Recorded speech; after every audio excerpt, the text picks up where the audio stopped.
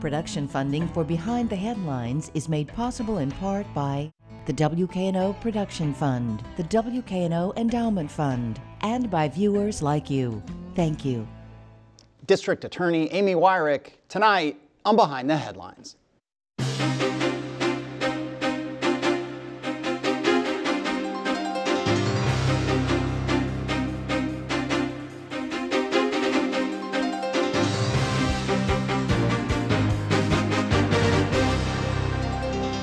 I'm Eric Barnes with the Daily Memphian, and thanks for joining us. I am joined tonight by Shelby County DA Amy Weirich. Thanks for being here again. Of course, thanks for having me. Along with Bill Dries, reporter with the Daily Memphian. It has been 2 years. We were talking a little bit about the show because the last time we had you on, it was in person. I think it was about this time 2 years ago. So COVID has happened. And in that time frame, over the last 2-3 years, there's been a pretty dramatic increase in violent crime. And we'll talk about that a lot. We'll also talk about some areas of crime that are down, which I think in some ways is maybe even counterintuitive to the gut feel a lot of people have right now. But in 3 years, violent crime is up 30% since 2018. These are the Shelby County Crime Commission statistics as of end of June. Murder's up, I think it's 80%. The aggravated assault's up 50%. Which is horrific, right? And scary and upsetting. What can you and your office do? What are you doing to address this huge spike in crime? Well, what we do the best, and that is holding people accountable. You know, I think what everybody would love to see happen is more in the area of prevention, right? It's very easy for our office when the Memphis Police Department and the Shelby County Sheriff's Office makes an arrest.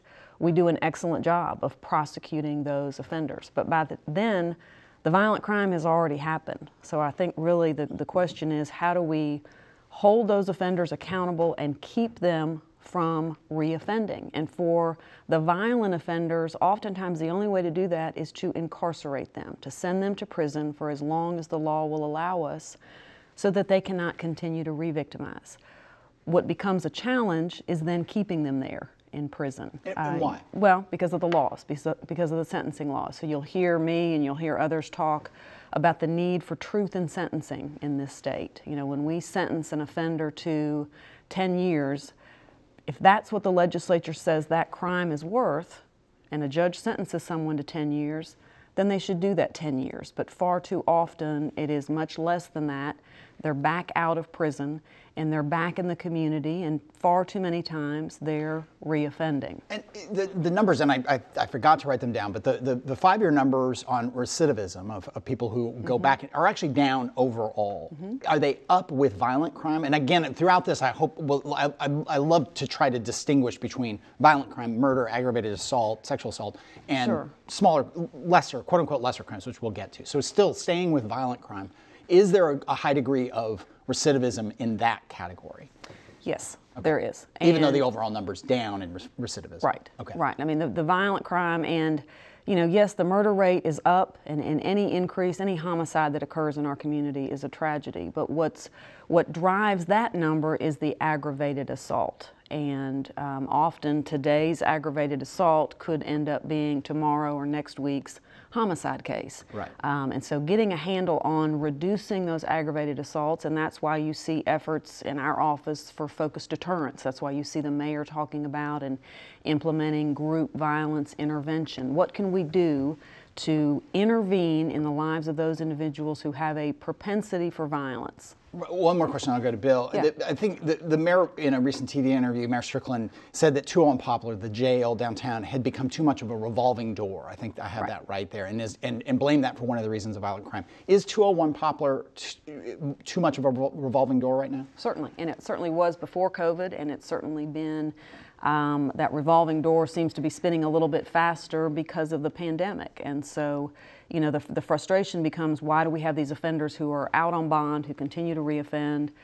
We track the numbers from going back to when the pandemic hit, March 13th, when the court system changed.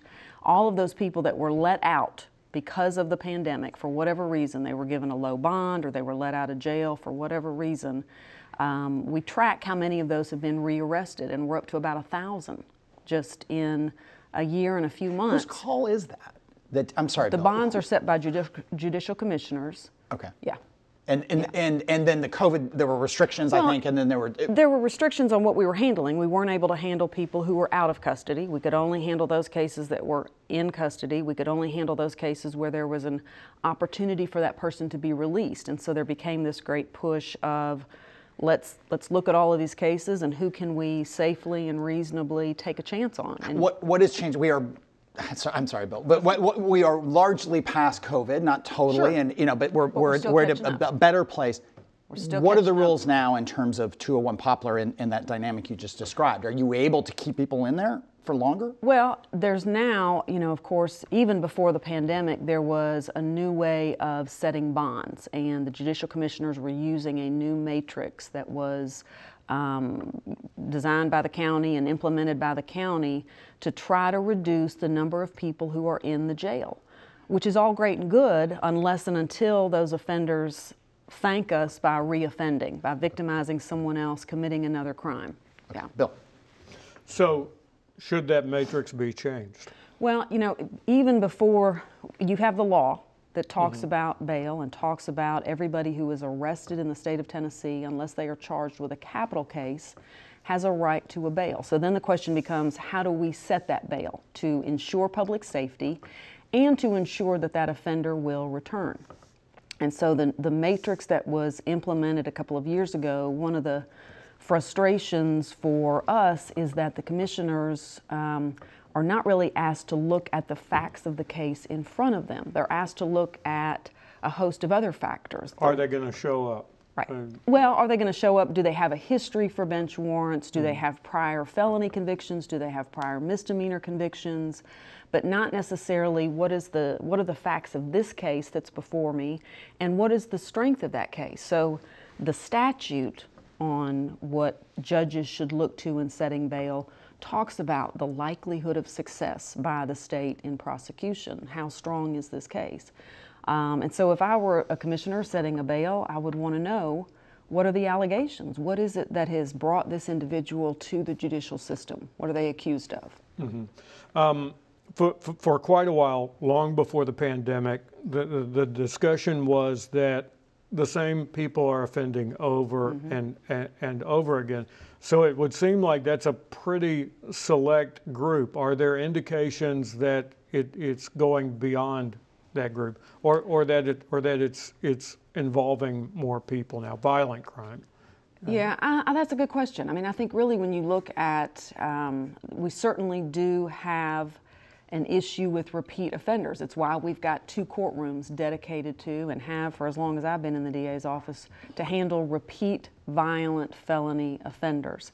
Certainly when you talk about juvenile crime, it's a manageable number of juveniles in our community. The challenge becomes getting timely and effective interventions, having those juveniles brought to a place at the point of their criminal conduct where there's consequences. Right now there's too much of that revolving door of giving them summons, having them come to court in a couple of weeks, and they're out free to continue to victimize.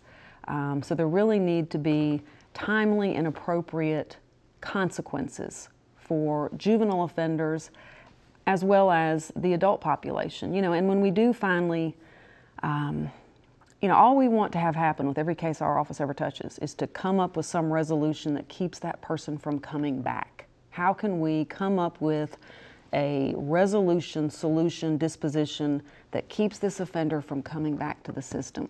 For the tip of the pyramid, the most violent, often the only choice they leave us is to seek that prison sentence. For everybody else, how can we make sure that there are meaningful and effective programs in place and probation requirements and things that are asked of them, whether it's drug court, mental health court, veterans court, that get that job done, and making that work in a meaningful and lasting way. But that takes the resources too. Right. The last time you were on, I think we talked about the Juvenile Assessment Center, which kind of got off to a rocky start, and it kind of demonstrated just how difficult making those kind of decisions short of being in court can be for juveniles. Right. In the last year, there's a different way for this. Is it a better way? Hopefully, it will have the impact that we wanted the original plan to have, and that again gets back to this timely and meaningful intervention in the lives of juveniles.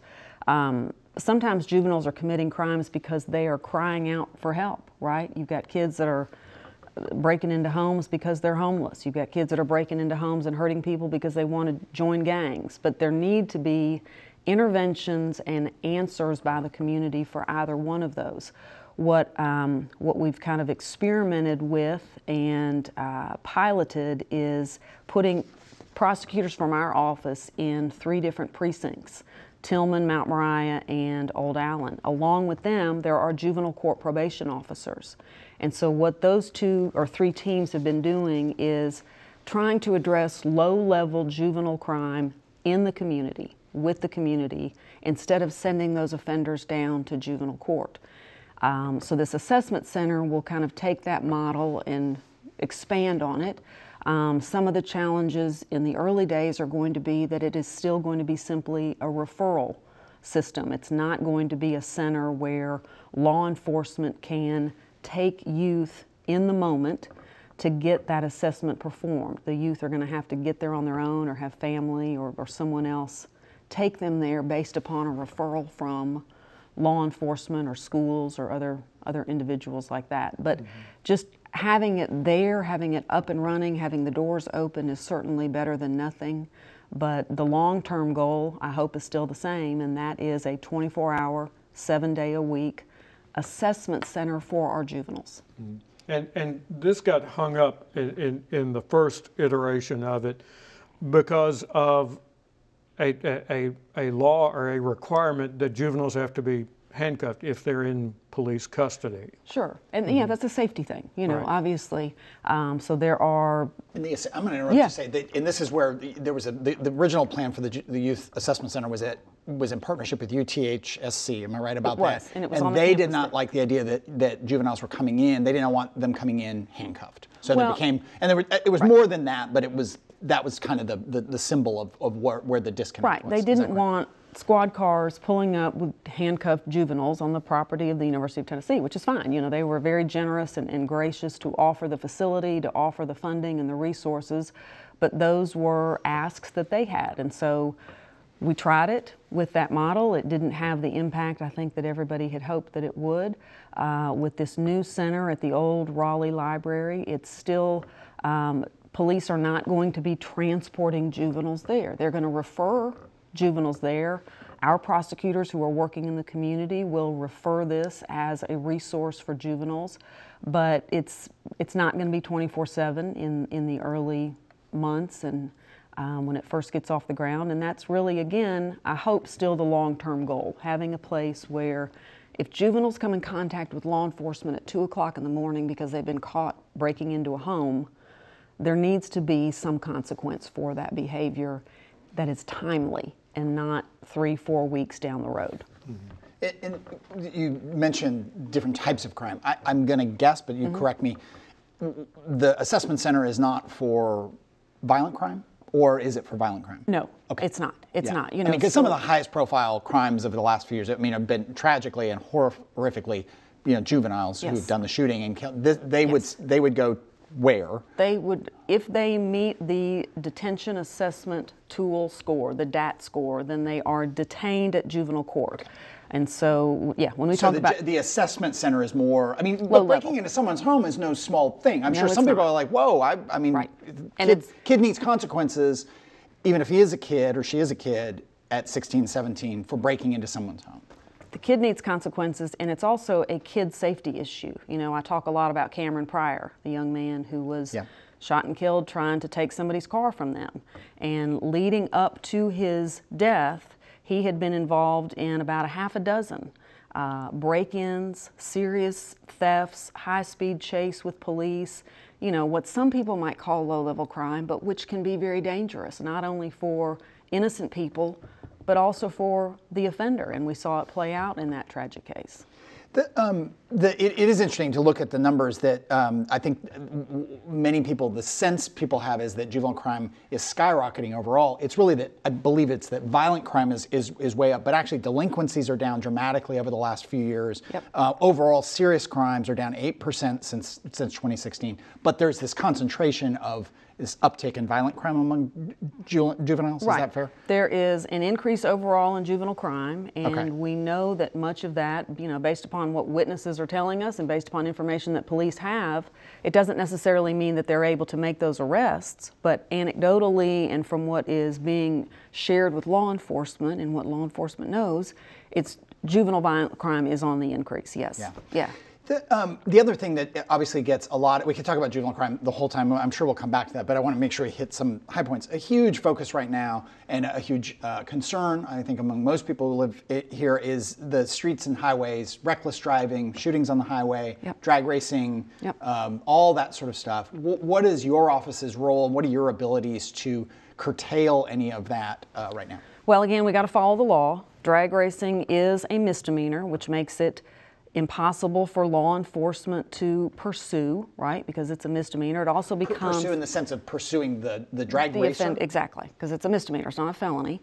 And so there are laws and policies and procedures in place that limit what law enforcement can do. There's also a safety issue, right? We don't Yeah, Chief need, Davis has exactly. said, the relatively new police chief has said, we're not going to chase the guy going 100 miles an hour Right. down the highway. We're not going to chase him because that creates a whole lot of safety issues for everyone around them. For everyone around them, for the officer, for innocent people. But the people doing it, to some degree, know this, right? Sure, I mean, I was sure. driving out here today. A couple of people passed me going 100. I might get a ticket doing 75. Right. They're probably not going to get a ticket doing 100. Right. So, in an ideal world, the knuckleheads would stop driving like that and But stop they're not yet. endangering themselves and the rest of us, right? What we can do and what we do is follow the law. The drag racing statute is now an A misdemeanor. Our prosecutors are giving a very focused attention to when these arrests are made and these cases come into the system, making sure that we are holding these offenders accountable. The other piece to that legislation allows us to take that car. So upon conviction for drag racing, we can seize that car. And How do you seize that car? And again, you don't control, for everyone, you don't control the police officer, the sheriffs, or the highway patrol, but how do you seize that car if the police don't pursue that car? after the conviction, Okay. getting Is a that court order and then going out and Because they got with a picture of the cooperation. camera. I mean, I'm getting Exactly. really in the weeds here, but Well, how do no. you know what that car is Well, and who the owner If there's is? an arrest If made. you've written a ticket for Right. it, then you've stopped them. Yeah. Okay, so again, but again, those people who aren't being stopped, how do we? Well, right. Hopefully someday before they kill themselves or kill somebody else, they will be stopped and they'll learn a lesson, And that, I think, is always important to remember when we talk about criminal law and procedure, is that you hope that these laws serve as a deterrent. I mean, you really hope when we're Right. talking about juvenile crime, we're talking about adult crime, all of it, you hope that as punishments increase, as... But you've been doing this a while. Sure. You've been DA for 10 years. 10 years, Yep. and you were in the office before then. For a lot of people, it's not a deterrent, clearly. No, right. But you hope that, you hope that plays a little bit of a role in it. And you hope by law enforcement focusing on these and making some of the arrests that they have been lately, bringing these cases to justice, and us following through with what the statute allows, that hopefully some people will think twice. But until then, know that we've got police focused on it. The Highway Patrol is sending us more resources to help with the policing and the monitoring of the streets in this community. Yeah. Bill. When you announced for re-election, there's an election coming up next year, you're seeking another term in the office. You talked about reform, which has been a big theme, not just in Memphis, but in other major cities across the country. And one of the things you told your supporters at this is that, yes, there's reform, but it cannot be reform just for the sake of reform. Right. What did you mean by that? We've got to always remember the victims of crime. Every day, all day in the district attorney's office, we are focused on making sure that victims of crime are respected, honored, and have their day in court. And we can't talk about reforming the system if we do it at the expense of the victims of crime. So some of the things that we've done that I'm very, very proud of is one that I've already mentioned, the focused deterrence, focusing on those crime drivers of crime, giving them opportunities to improve their lives if they want to take advantage of it, but also sending the strong message to them that we are watching them, that they have a propensity for violent crime, and they've now moved to the head of the class in our office. And we are going to punish them, seek the maximum punishment if they continue to reoffend. We've completely redesigned the office to a vertical team model, which means that teams of prosecutors, victim witness, and support staff are responsible for every case that comes into the system until it's completed in the system, and that has helped move cases through at a more efficient rate, and it's kept us from moving cases from prosecutor to prosecutor, which is better for the victims. We've put, as I mentioned, prosecutors out in the community to work side by side with community leaders, to work with principals, to work with business owners, to find out what it is that the various communities are in need of. And last but not least, our community justice program has been very reformative, but again, victim-centered, taking lower level cases and letting those cases be handled by members of the community in the community where it happened. It's our version of restorative justice. So those are all reforms. Those are, you know, just a couple of the reforms that we've made in the DA's office in the last 10 years, but none of them have really been none of them have been done without victims being at the center of it. No case goes to the community justice program unless and until a victim says that they are okay with the case being handled that way. No case goes to the community justice program unless the offender is okay with and agrees to having the case handled that way. But just releasing people from jail for the sake of releasing people hasn't worked very well in other cities. And, you know, to talk about just making oaths and making promises that we won't do certain things and we're not going to prosecute certain types of cases would be disingenuous and a violation to the oath I took as a prosecutor and as the district attorney to follow the laws. It doesn't mean we lock everybody up, but I do believe that if you commit a crime in Shelby County, there should be consequences for that.